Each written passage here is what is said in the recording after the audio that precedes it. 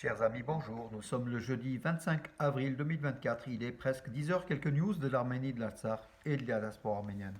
Tout d'abord, avant de passer aux commémorations du 109e anniversaire du génocide des Arméniens, signalons ce matin dans les kiosques le point donc, avec Valérie Touragnan qui est la rédactrice en chef en fait. Voilà. 6 pages sur l'Arménie, des photos d'Antoine Agoudjian, de très très belles photos. Regardez les résistants arméniens. Donc l'Arménie, donc veillée d'armes en Arménie. La situation donc au niveau de l'Arménie qui est à la veille peut-être d'une rébellion, d'une révolution, on ne sait pas, c'est un peu compliqué, mais en tout cas un reportage donc là-bas, donc avec la position de Pachinian qui n'est bien sûr pas partagée par une majorité du peuple. Le président Aliyev, donc dictateur, qui menace une nouvelle fois l'Arménie. Voilà donc mes amis 6 pages à prendre. Et puis regardez aux frontières, voilà les frontières entre l'Arménie et l'Azerbaïdjan. C'est tendu. Le point cette semaine qui vient de sortir ce matin, jeudi. Voilà.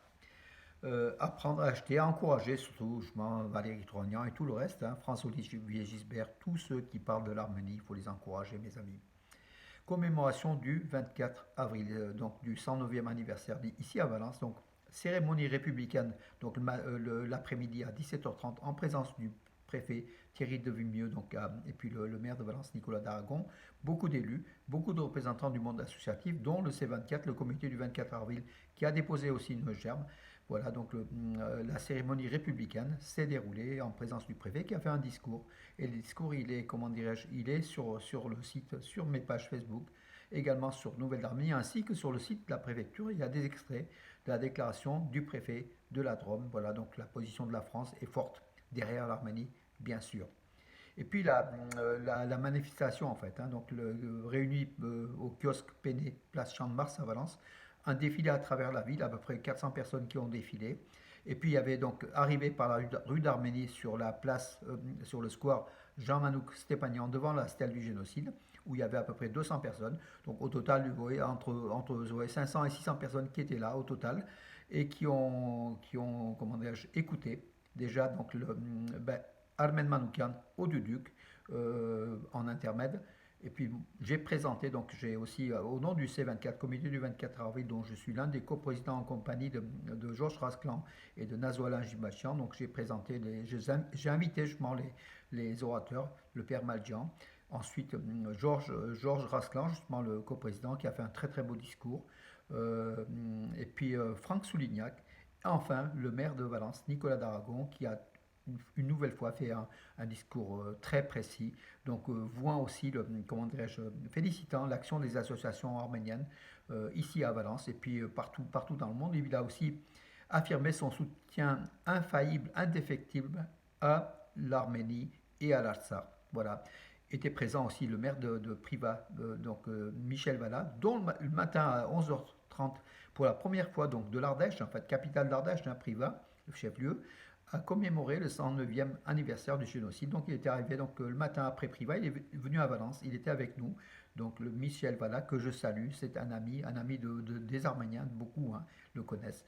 Voilà mes amis. Et puis voilà, donc dépôt de gerbe, donc prière.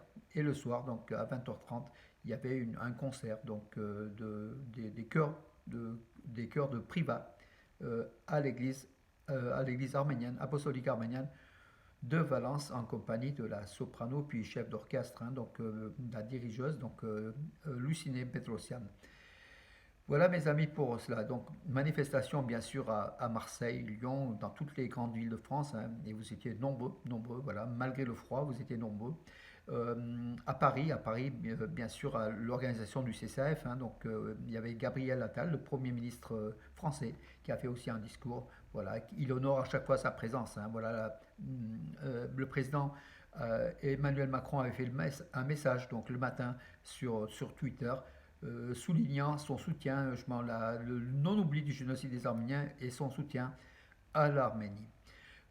Nicole Pachinian a fait une déclaration aussi par rapport au génocide. Il s'était rendu aussi avec les membres du gouvernement le matin donc, au mémorial du génocide à Dizy-dans-la-Répète. Entre nous, on a des vidéos ont circulé quand son épouse Anna Agopian a été au mémorial. Elle a été huée, même d'ailleurs Pachinian, à part que le public était un petit peu loin.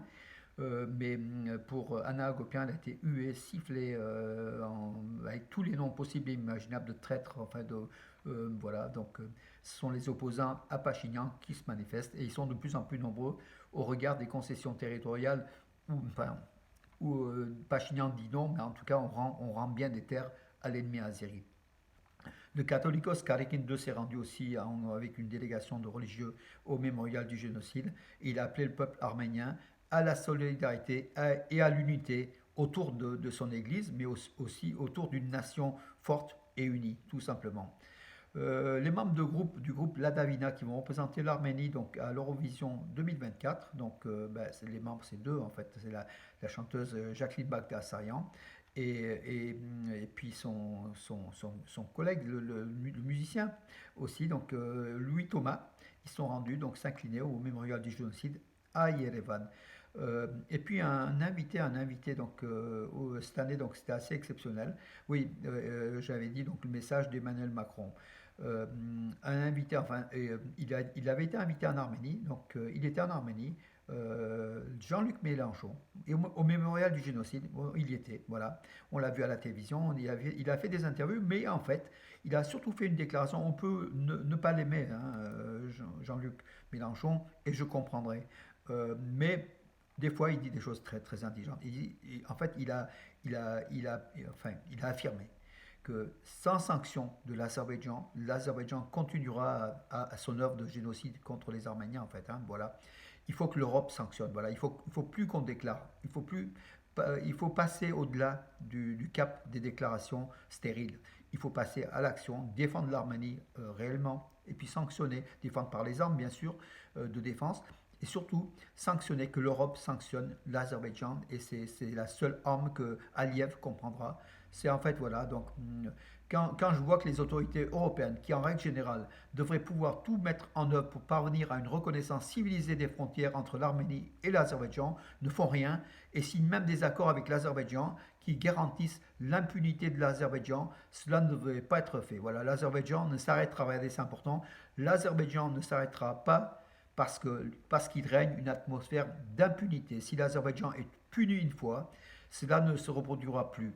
Donc, des sanctions doivent être pleinement appliquées. C'est ce qu'a affirmé Jean-Luc Mélenchon en Arménie hier. Joe Biden, le président donc, des États-Unis, a une nouvelle fois donc, rappelé le génocide. Nous nous souvenons des vies perdues lors du génocide des Arméniens et réaffirmons notre promesse de ne jamais oublier.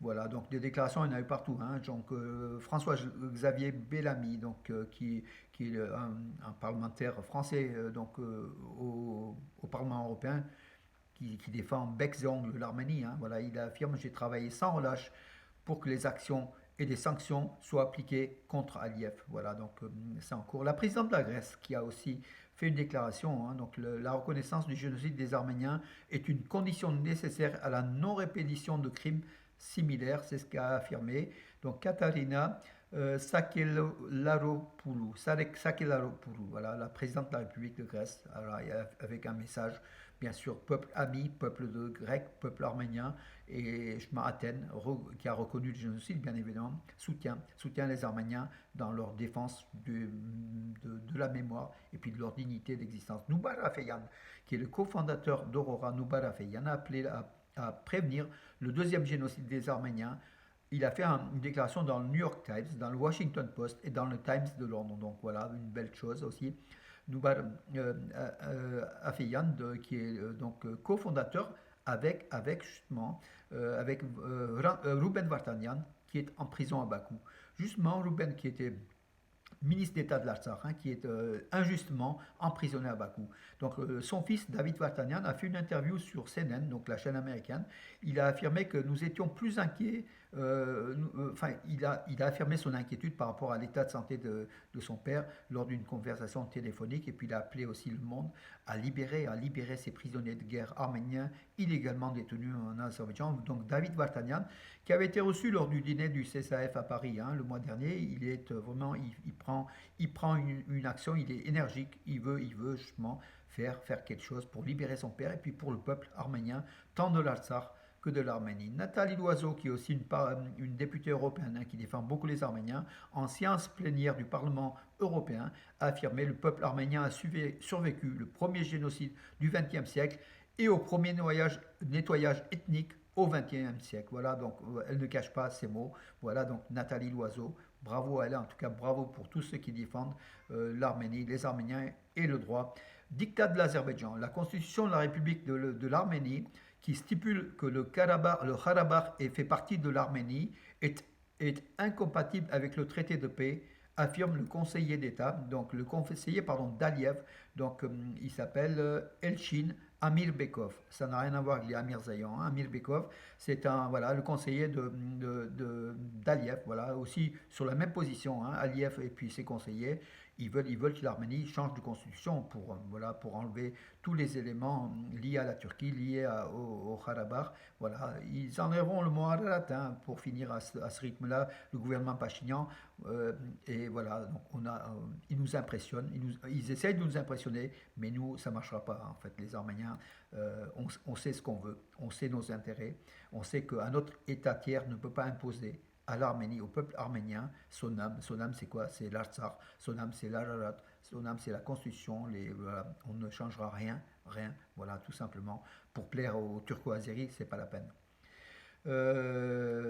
Voilà, sauf menace de guerre. Et bien sûr, à chaque fois, donc, Nicole Pachinian affirme qu'il fait cela parce qu'il y a une menace de guerre aux frontières de l'Arménie, ce qui n'est peut-être pas faux, tout simplement.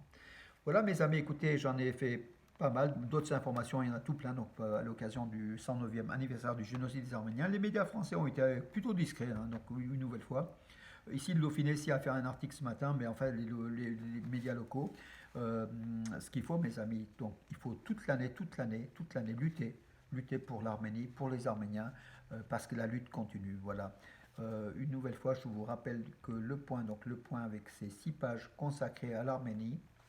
Alors, le point, une dernière fois, prenez-le, donc faites-vous plaisir, lisez, regardez les soldats, donc voilà, donc il faut encourager encore une fois les journaux qui parlent encore de nous, qui osent parler encore de l'Arménie, des Arméniens, et qui nous défendent, voilà, contre la dictature d'Aliyev et compagnie, qui va accueillir le COP 29, et on espère qu'il y aura une réaction internationale contre cette dictature donc d'Azerbaïdjan qui essaye de récupérer, de se donner une bonne image, alors que c'est une image de dictature du sang et du pétrole, voilà, tout simplement.